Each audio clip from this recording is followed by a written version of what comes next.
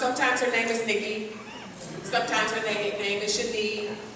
But since she's turned 40, she has changed her name to Shanika Lorraine. Now, there's a little story that goes with Nikki. And Nikki was one of my first interns with the Los Angeles Urban League, and we figured it out yesterday, it's a little more than 20 years ago. And she worked with me, and I watched her. She does an awesome job. No matter what she puts her hands to, she just does an awesome job. But in this last year or so, I've had an ear to hear what God is doing in Nikki's life. She did not, I don't think she really had anybody really to tell. And she knew that if she told me that nobody else would find out. And God took her to a mountaintop experience. And all I could do is experience it with her. And a little jealous that I wasn't there too. We used to have mountaintop experiences all the time as believers. We would go to retreats and we would hear the voice of God and we would see God move. And then we come back down the hill and we're able to be empowered to the work that God has called us to do. But oh, in the church today, there's so much stuff. There's so much forgetfulness about what God has done for us and where He's brought you from. We want to get caught up in all the little stuff of life. You know, why you didn't speak, why you didn't do this, why you didn't do that. And survivors, the big one that I hear from you is, how come nobody's taking care of me? But you have to remember that while everybody else is off at school and at work and doing what they do, you're the only one at home thinking about what everybody else is not doing. But that's all you have time to think about. But I encourage you as a survivor, get up, step back, and watch God move and do something for somebody else. Because the gift that He has poured into Shanika Lorraine is an awesome gift. Today is a first day for her to be a public speaker. She's never done that before. But what makes Shanika Lorraine so special to me is while we were growing up, she always wore a short haircut. Come on, Miss Rhonda, let me cut your hair. And I'm like, no, I don't do the haircut thing. But when I was diagnosed, Nikki, it's time to cut my hair. And she was able to do that for me. So I present to you, Shanika Lorraine.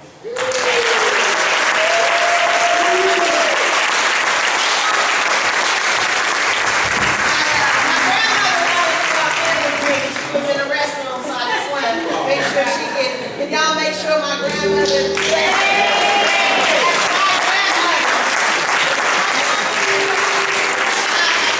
I just thank you, Miss Rhonda, and I'd like for my mother and my father to please stand as I approach the stage. I think it's important to have those two individuals.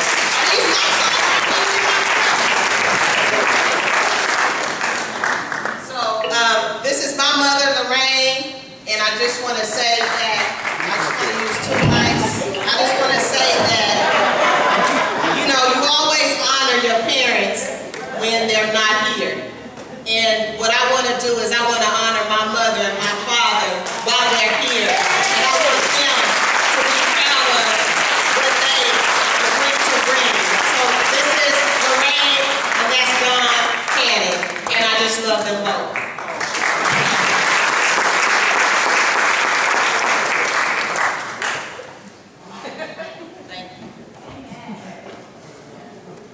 Can I just say that type of menu? Thank you, I love you.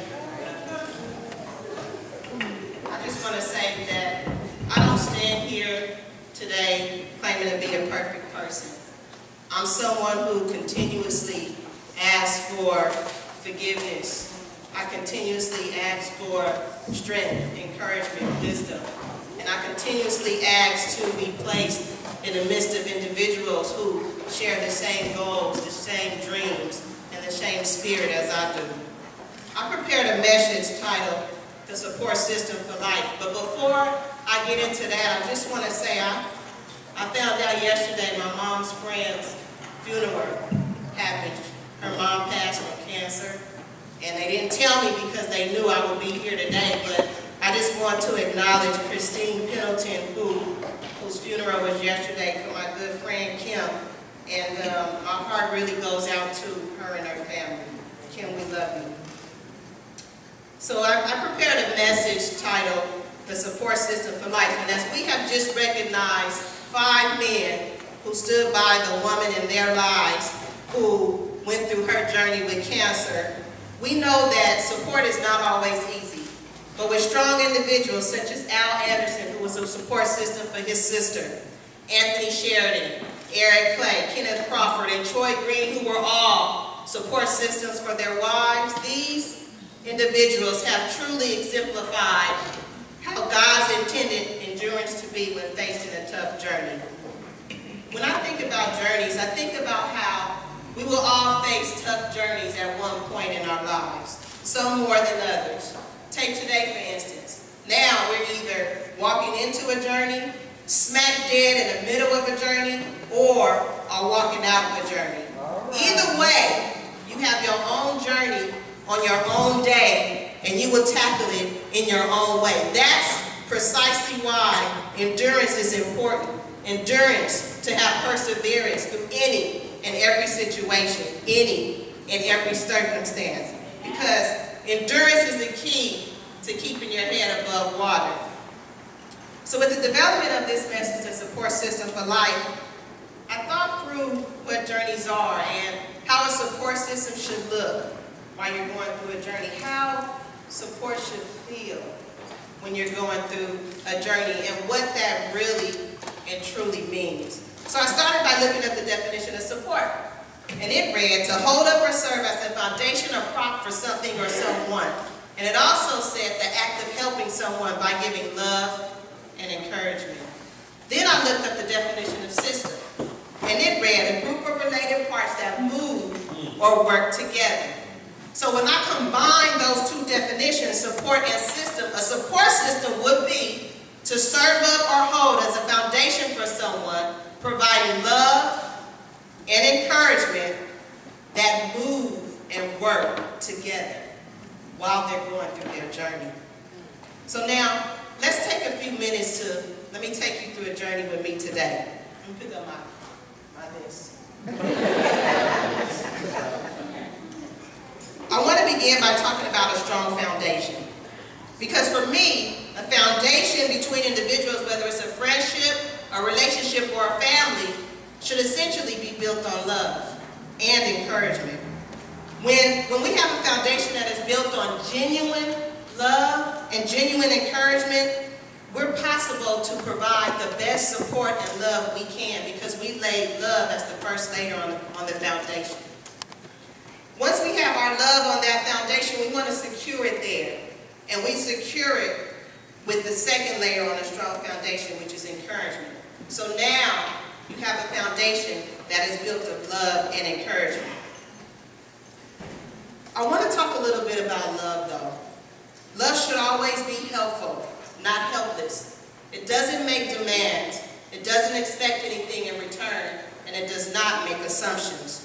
When someone's love contains these things, it's no longer genuine, making the strength of the foundation that was initially built on love weak. Because now it's unsturdy because we've added demands, expecting something in return, and we're making all these assumptions about people. So now, I like to think of having demands, making assumptions, and expectations of having something in return is equivalent to how termites are to wood. You know how termites eat away at the wood and make it less and less sturdy? Well, these things eat away at your strong foundation that was initially built on love and making it less and less sturdy. Now, we can build on a weak foundation, but at some point it will begin to crack and it will begin to crumble. And when we try to find things to fill those cracks and stop the crumbling, it just won't work. It won't get the job done, because nothing, absolutely nothing is as strong as untampered love. Now let me get back to, I want to address expectations right quick. Because the thing about expectations is, it comes with looking for something in return. And we need to begin to pull away from making folks feel like they owe us for our love, or they owe us for our support. No, sweetie, you don't owe me for anything because I'm giving this to you because I love you. And my love is unconditional. And my love is untampered. I'm not messing with it at all. It's pure. It's pure like powder, like baby powder. It's just pure, just like that. So when we take a moment to stop doing things out of selfish ambition or vain conceit, that's when our love is as strong as it can be. Because Philippians 2:3 tells us, do nothing out of selfish ambition or vain conceit, rather humility. Value others above ourselves, not looking to our own interests, but to the interests of others. And when we are mindful of how we are loving others and are not doing it for personal gain, the awareness of our genuine love will begin to grow. It will begin to strengthen, and we will redirect the way we deliver love to people. Just the way I'm looking at each of you in your eyes in this very moment. I have so much love for each of you who know me and who don't know me. And the love I am delivering to you at this precise moment is so pure, nothing can damage you. That same love will also make certain that I and you do not support just any and everything somebody wants to do just because we love them or just because we care about them so much. You see, the thing about love is that there's various types of love. But pure love is the only love I want. It's the only love our Father gives us, and it's the only love we deserve. And the thing about support is that there are various types of support that individuals may need during their journey. But in most cases, the support people need is just genuine love, regardless of the circumstances. But always remember, you cannot support any and everything, because some journeys that some folks are going through, sometimes it's for them and God alone. But we don't even allow the space for people to even connect with God like they should, because they're dependent too much on us. Who are we to be dependent on like that? I don't have that much strength to hold up all your journeys and everything that's going through your mind to sustain. You've got to go somewhere else where someone can really, truly give you what you need, because I cannot always do that. Let me talk a little bit about some journeys some individuals are going through as well. It's a mind and an emotional battle. Has nothing to do with anything else. And oftentimes it's self-inflicted emotional pain. That's some of the worst pain you can even have. And you're doing it to yourself because they keep a record of what others do and don't do. And that is unhealthy, an unhealthy battle for ourselves. We have to refrain from doing that. Insecurities, brokenness, loneliness are all in there too. And these are some of the most life-threatening conditions to the mind and body. And although most emotional challenges are not always monitored by a physician, they are life-threatening. But let me enlighten you on a support system that is built on real love. The most pure, uncontaminated love that can fill your emotional battles, your heart battles, your mind battles, and any other battles for life. It's about making a commitment to grow in God, seeking Him to mature your love, your joy, your peace, your patience, your tolerance. You know, there's 9 extraordinary fruits. Y'all know about those fruit? It's 9 extraordinary fruit. The doctors say eat your fruits and vegetables, but the prescription in Galatians 5:22-23. Begin to fill yourselves up with the fruits of the Spirit, the best fruit there is. There's love, joy, peace, tolerance, kindness, goodness, faithfulness, gentleness, and self-control. And unlike other fruit, these powerful fruits, no rain, no drought, no storm, no mosquitoes, nothing can affect them. They will forever be effective. We have a support system for life with these fruits on hand. This extraordinary support system can hear and feel your heart like no other, can reach deep down inside to touch your heart and seal all those cracks with the most tender touch possible. This support system I speak of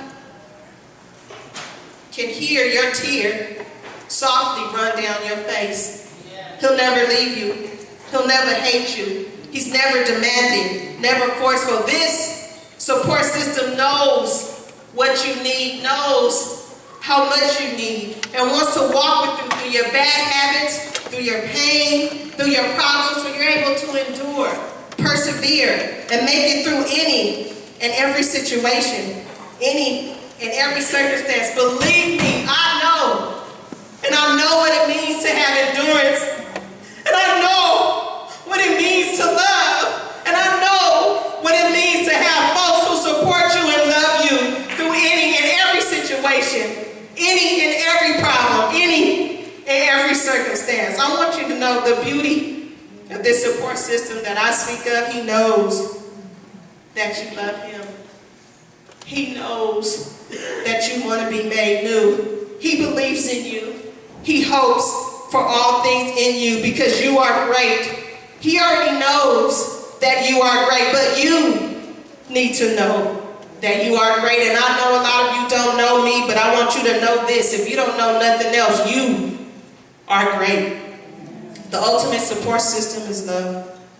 And God is love. Because love is not selfish.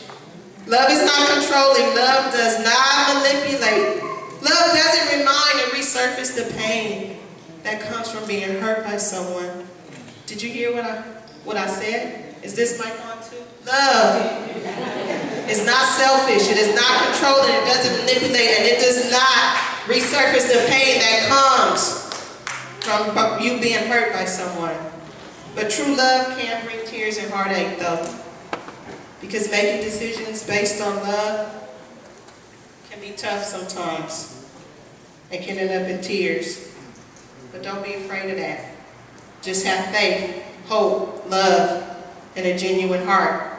And don't be afraid to make decisions based on love. Because what it will do, it did what it did to me. It matured me. It grew me. It made me stronger. And it made me wiser. The final thing I want to say is what we've done to love. You know, what we've done to love is we took out the key elements of what love really and truly is, and we replaced it with all these things that just doesn't make sense. And what happens is we begin to believe those things.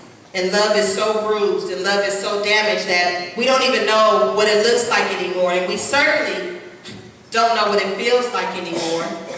So now it is time to bring back real love and what love really, really means. And let me just touch bases on trials that we encounter. And I'm almost done. The inevitable is that we will all have encounters that we will face that will challenge us, some more than others. But those trials are just vehicles to help you grow in him. If you allow the pain of your trials to do its work, then that's what it will do. It will grow and it will mature you. If you don't allow the pain of your trials to grow and mature us, then how can we support someone, or how can we even give them genuine love? And let me just talk about feelings and emotions, and I'm almost done. Oftentimes, we mix the two together. We blend our feelings and our emotions. But emotions, they run deep down inside us. Feelings, they're on the surface, and they change from day to day. I like you today, and I don't like you tomorrow.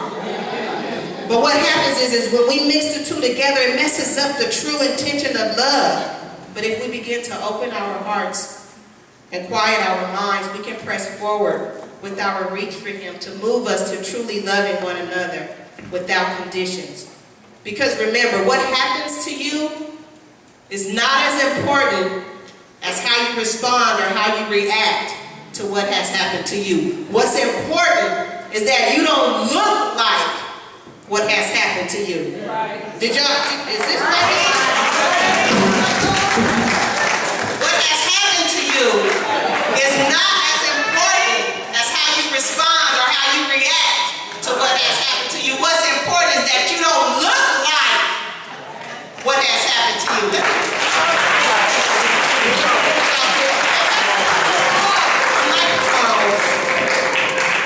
So let me just say one thing about fear, and I'm out.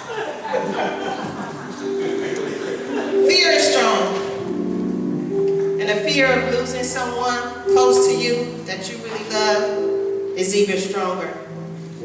And when the fear fear of losing someone arises, you can count on one fact and one fact only, that He will never leave nor forsake you. Hebrews 13:5 tells us that. Genuine love is what we're born with. It's the fabric of our being. Fear is something we learned.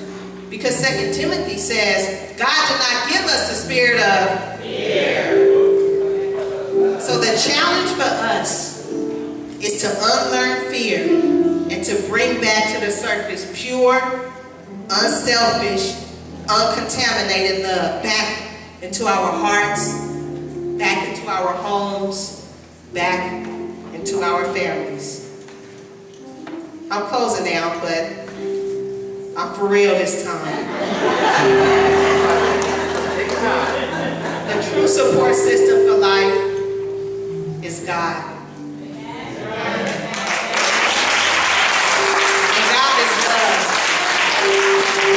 Love for your neighbors, and most importantly, love for yourself. So I ask you, what do you need to do? Or who or what do you need to let go of to truly and freely love? I love you.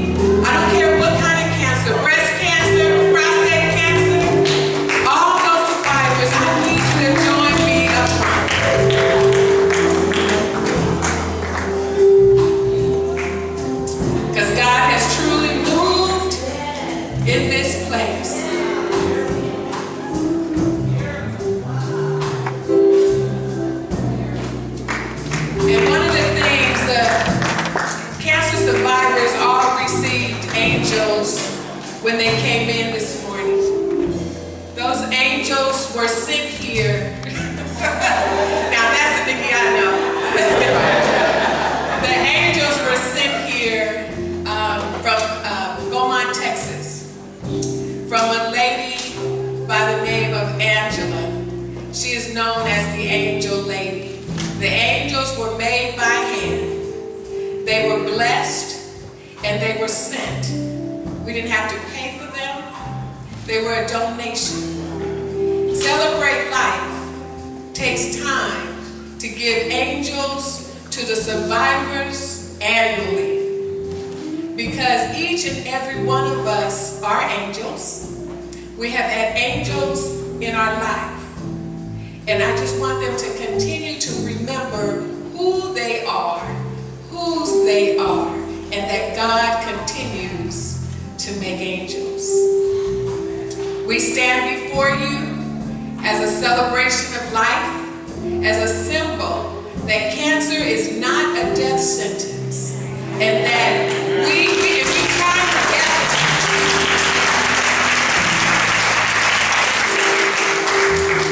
you know, the only thing I asked God to do today was show up. My prayer list was so short for the day, just show up. And I think He did. As we look at all this life, all this that stands with me. And while there are some yet in treatment that stand with us today, we need you to know that you do not stand alone. The journey gets